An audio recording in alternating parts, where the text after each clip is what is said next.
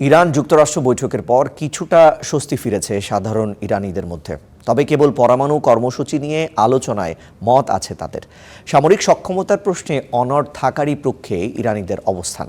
কারণ সামরিকভাবে দুর্বল হলেই যুক্তরাষ্ট্র এবং ইসরায়েলের হামলার শিকার হতে হবে বলে ধারণা তাদের।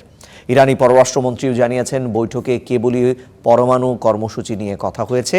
সাফ জানিয়ে দিয়েছেন, সামরিক সক্ষমতা কিংবা ইউরেনিয়াম সমৃদ্ধকরণ নিয়ে কোনো দর কষাকষিতে যাবেন না তারা।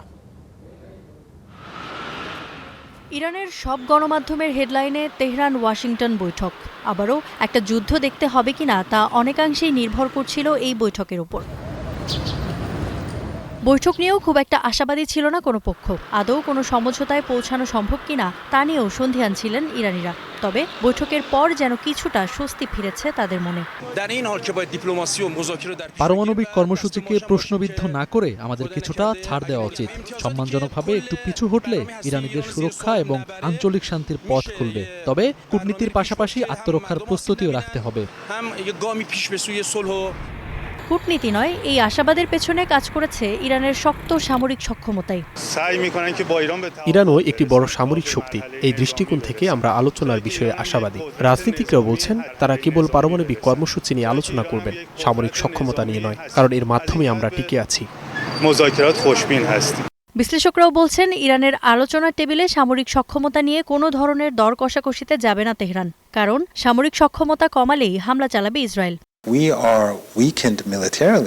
ইরান তার সামরিক সক্ষমতা, জোটনীতি ও শান্তিপূর্ণ পারমাণবিক কর্মসূচির অধিকার নিয়ে কোনো আলোচনা করবে না। সামরিকভাবে দুর্বল হলে যুক্তরাষ্ট্র ও ইসরায়েল হামলা চালাবে। তাই যুক্তরাষ্ট্র আগ্রাসন ঠেকানোর নামে নিজেদের প্রতিরক্ষামূলক ও আক্রমণাত্মক সক্ষমতা বিসর্জন দেওয়ার কোনো প্রশ্নই ওঠে না।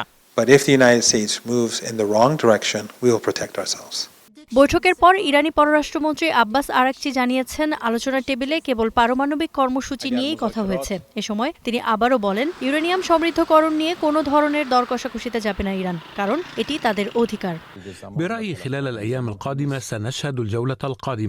শুক্রবারের আলোচনা কেবল পারমাণবিক বিষয়ে সীমাবদ্ধ ছিল।